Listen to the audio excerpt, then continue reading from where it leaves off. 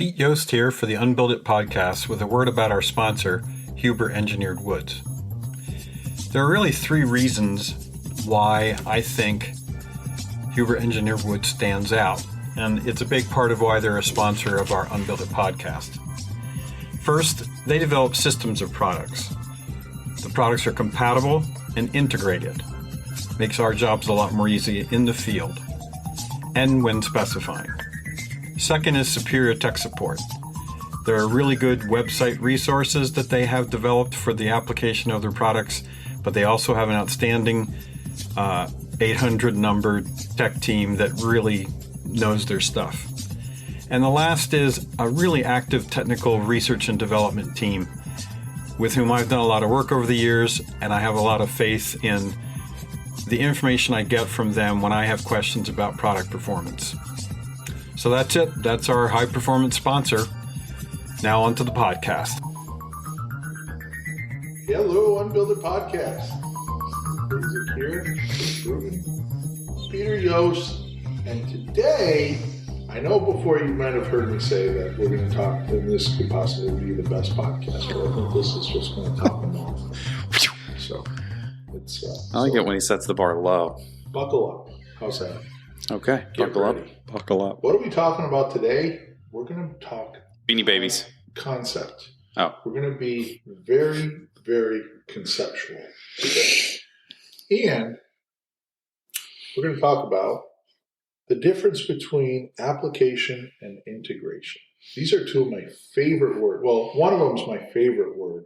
The other one I hold in like the deepest disdain for a word that I can.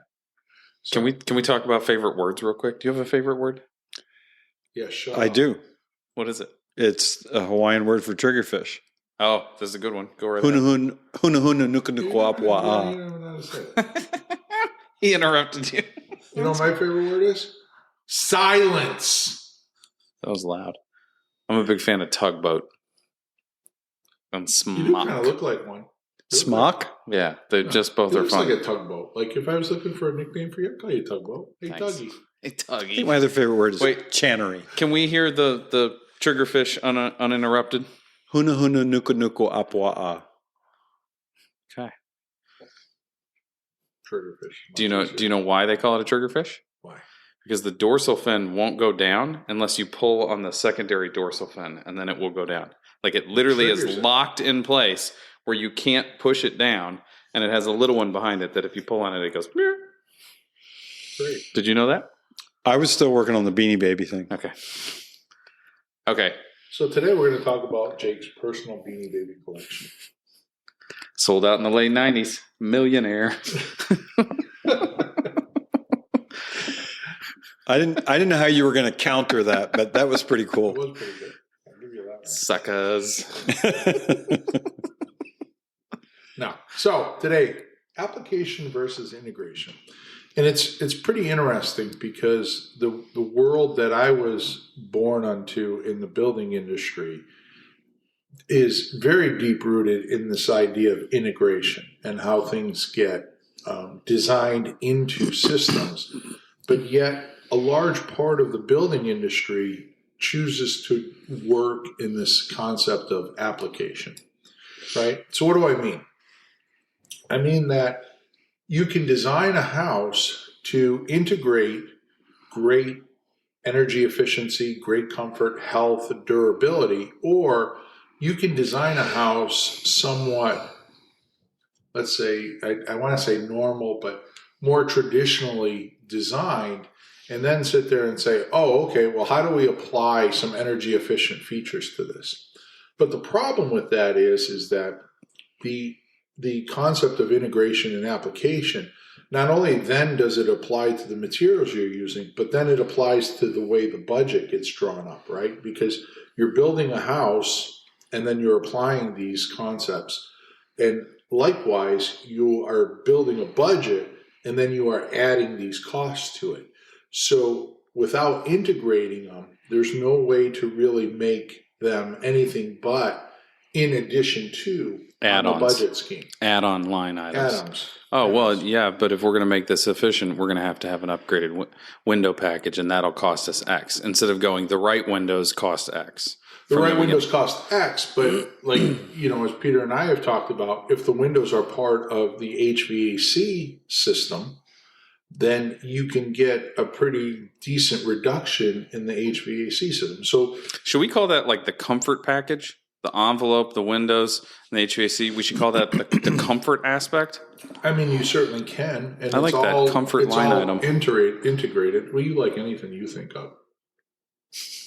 Like getting in early on Beanie Babies. He just winked at me. Just because you sold Beanie Babies and became a millionaire from anything you do anything now. Yeah, I blew it all on Pogs later on, though. Yeah, there you go.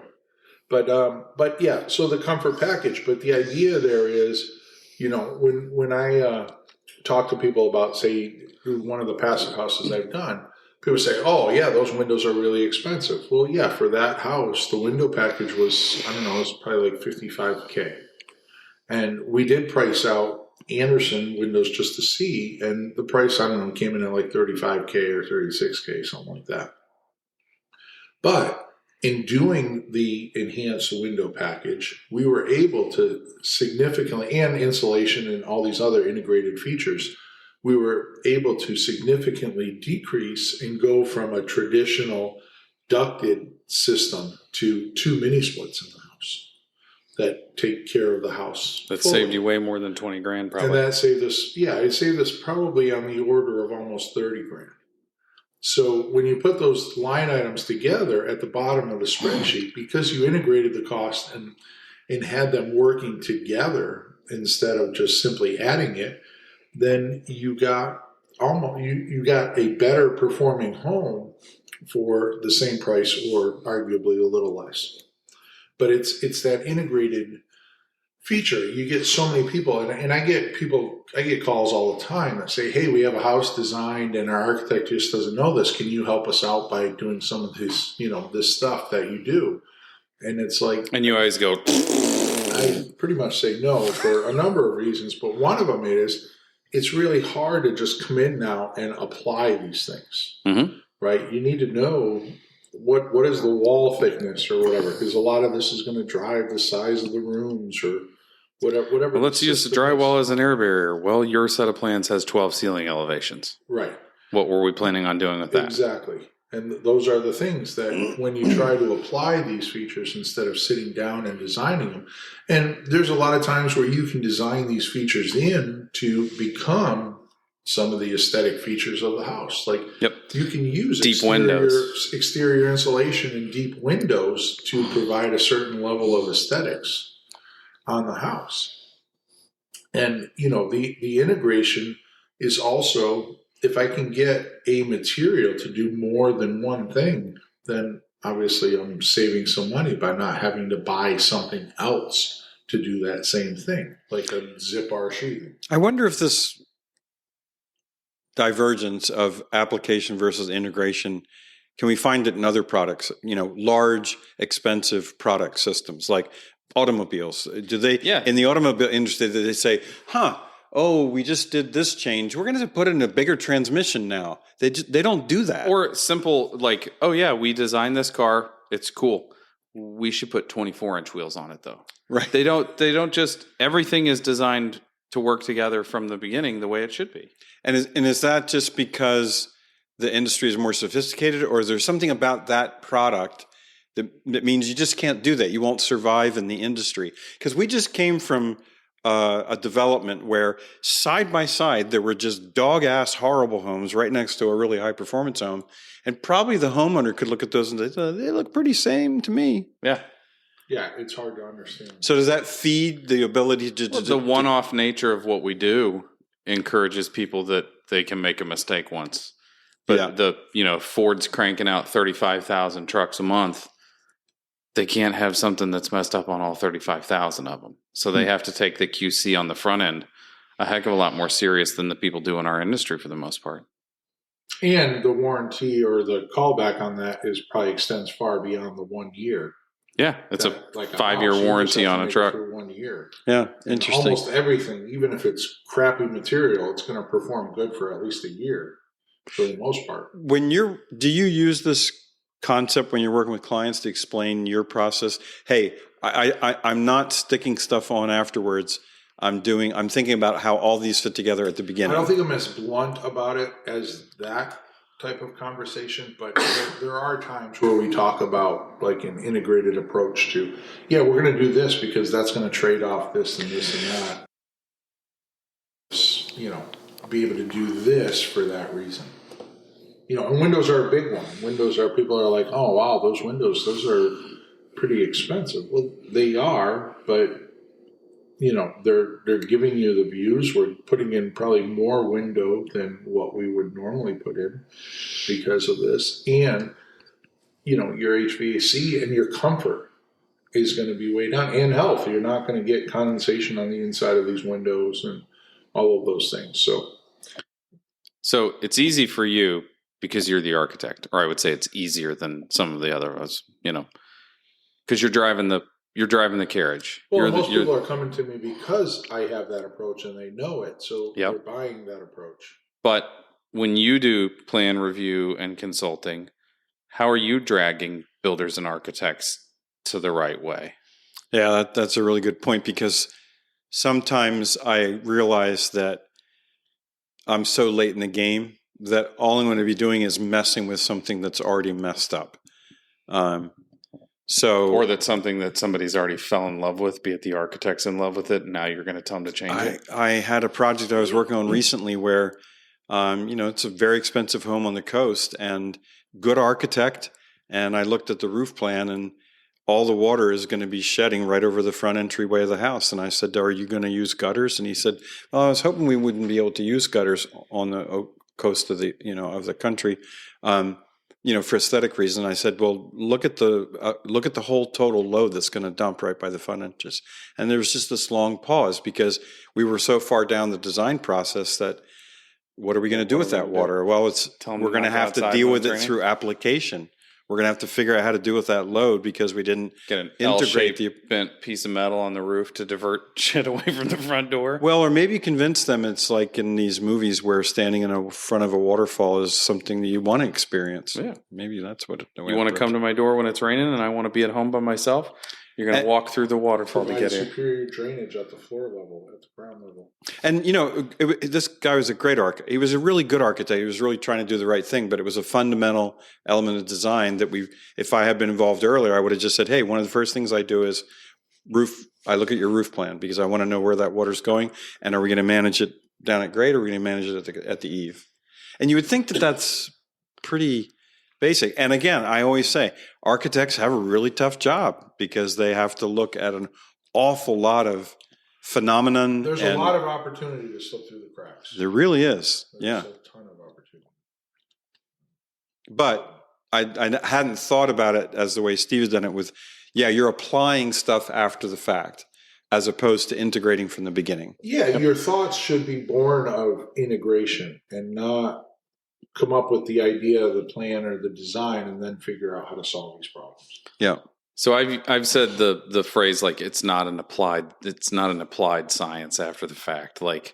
And so the way that we resolve it is we try really hard to sell pre-construction services. It's great on many levels. I get to spend time with the clients after they've made an investment with us without signing a contract for us to build the house. I get to date the client. In other words, I also get to date the architect at that point.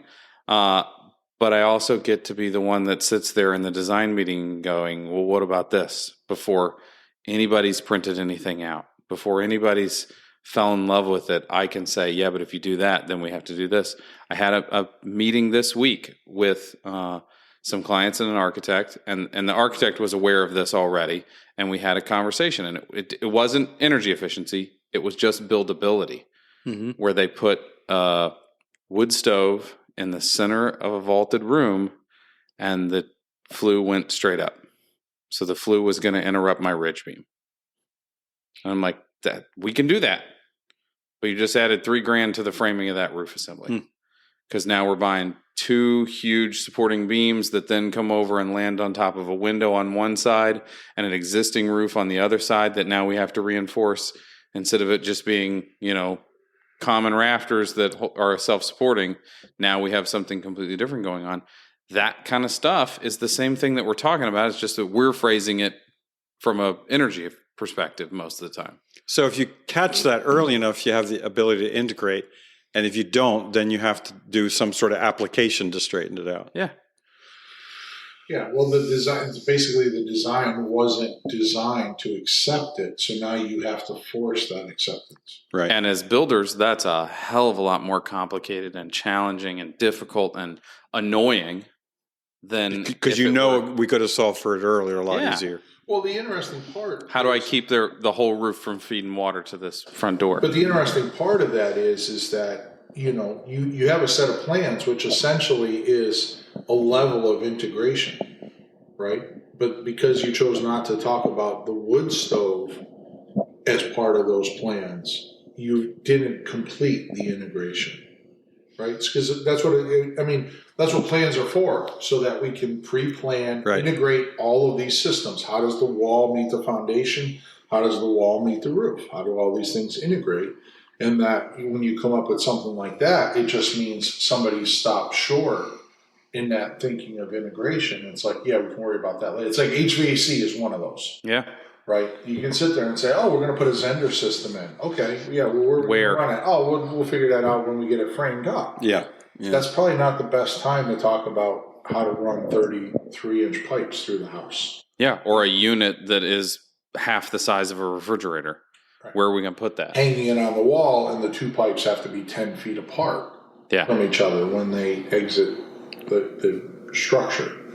So how often do you turn, Steve, to three-dimensional expression to sort of help with the early integration? I mean, always. We, probably the second, third meeting, we're already starting to do a massing model. So it's not solving necessarily aesthetic problems, although the clients, we sell it to them as, hey, this is, our thoughts on the roof line and this and that and how things, the massing of the house. So part of it is selling that.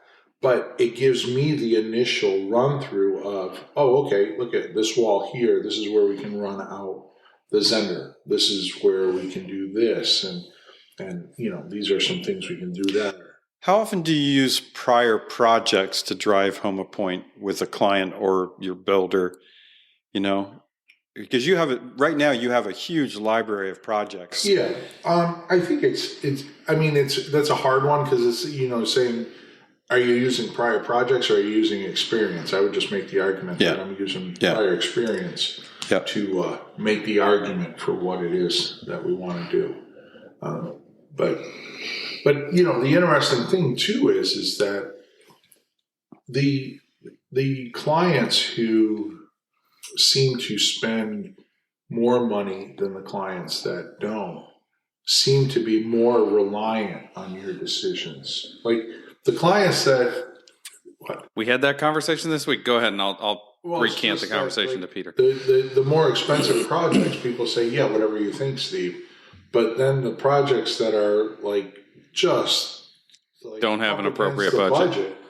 Like the homeowner wants, I want this, can I get this? And I'm doing one project and the client just constantly so does this mean we're going to get the metal roof? And I'm like, the metal roof is out of the budget. Get it out of your head. We finally got to the point where I didn't scream at them, but it was like, you have to get it out of your head. It's not part of the project. It's not going to hit that unless your number changes. That's the only way the metal roof is coming in. And, but yeah, it seems like the harder ones to get through the project are the ones that the budget is more of there's a lot of friction in the budget. So I was telling Steve this week that a few years ago I realized that a lot of our clients were engineers and doctors. And when I first realized that, I just went, well, they make a decent living and we provide a premium product that's more expensive than some other people in our market. And then I had a conversation with an engineer that was a client of ours, and I realized that the reason we had so many doctors and engineers as clients is because they enjoyed our approach to giving professional advice and being the professional, and they respected it because the majority of their life is giving professional advice and being the knowledgeable professional in the situation. Mm-hmm. And so that goes a long way to this applied versus integrated. If you're the professional and you can be involved from the beginning, from a builder standpoint, obviously the architect's going to be involved very early. That's the best way to insert yourself in this process in a way that to ensure success. And I just wrote down, a headache on paper is always going to be a headache in real life. The headache in real life might not present itself on paper, but if it's presented in the plans, it's time to resolve it before we start getting into the three-dimensional world. Bigger headache in real life than it would be on paper. They might sneak by on paper and become a headache in real life, but if it's on paper and you can see it on paper, it's for sure going to be a pain in the ass in real life. Yeah, and I mean, I'll admit there's times where I design something where we might not have the exact solution, but it's like, okay, here's a couple chases that we can use, and we'll figure out how we're going to use them. Yeah, sometimes in 3 dimensions it's a little easier. Or we can just grab that end of the closet and use it to run some pipes up there, and we lose 6 inches in that 8-foot closet. So it's not the end of the world. It's just, I guess part of it is having the wisdom to understand when something is an issue and when something isn't an issue that we can solve for it. But it's funny because working at Building Science Corporation, we used to do a lot of dealing with application, because people would come and say, oh, I have this house plan, or we have these, or working with production home builders, and then trying to do things like bring their mechanical systems into the house, right? And you remember I tell the story when we were out there with our good buddy Rich Coyle and the woman architect there, and we were talking about bringing the HVAC system into the conditioned space, and she said, we just don't have the room. And I'm like, we're doing 3,500 square foot houses here, and we're looking for literally like 9 square feet at the most, 8-9 square feet. And then, she was kind of huffing and puffing. I said, okay. I said, have you ever done a house without a kitchen sink? Have you ever done a house without a powder room? And she says, no, of course. I mean, a house has a kitchen sink and a house has a powder room. And I said, well, we just need to, apply the same priority level to the mechanical space that you do to the powder room and the kitchen sink. Mm-hmm. And then you'll always have one in the house. Or give up your powder room. I can put an HVAC closet there. HVAC closet's probably half the powder room, if that. And with Palo Duro, there was a gentleman, Mike, there that worked there. And he did all the design work, but he also did all the building commissioning, which I thought was just genius. Mm-hmm. Because this guy set up every system, but then he was the one to check it and commission it. So he closed the loop, and he learned about trust and verify. This guy was a wealth of knowledge about. He'd walk into a house and say, "Yeah, I know what that problem is. Go over there in a half hour. Yeah, okay, you're all set," because he knew what the problem was. But we would lay out literally these closets that were 30 inches deep by like 42 inches wide, and we'd get the heating system in there, the sealed combustion hot water heater, and like a Renew Air type ventilation system, all in this one closet, and fit it in there. Things would be up high, things would be down low, and you'd still have the right access to the panels, because we had certain rules about how that room got integrated, that if the door was here, this was on the right, this was on the left, kind of thing. And so you could walk into the design and then have this fully integrated closet that you could then integrate into the design, which made it's like designing a car, right? I mean, the car is nothing more than a whole series of systems. You have the audio controller computer system that then sits in the dashboard, that then sits inside the car. So you have these different levels of integration that are working there, but they all have to be planned for. I wonder where that comes from, to think that, we'll just stick the HVAC in afterwards because it's just a mechanical system. I mean, we do it with wiring to some extent, but I don't know where we ever got to the point that you could say, I can't give up any space for that. I mean, that's nuts. That's a design professional or a builder that isn't taking the fact that somebody's going to live in the house seriously. Yeah, or their perspective is, I just need to get this damn thing through the year and we're good. Right. And I mean, a lot of architects don't even go back and look at the project during construction. Or after it's done. So when you talk about application versus integration, what level of integrated thought do you have if you never gone to see the get that feedback loop and get that feedback and close it out? Like, did that location work? Did that, or even the simplest? I built an addition one time, and the homeowner invited my team and the architect to come and look at the job when we were done, like a thank you. She had hors d'oeuvres and stuff like that, which was incredibly sweet. And we got there, and the architect pulled me aside, and he was like, "That door is supposed to align with that door." And I said, "Well, that's not the way it's on the plans." I almost said his name. He's retired now, but I still won't throw him under the bus. I said, "That's not what the plans say."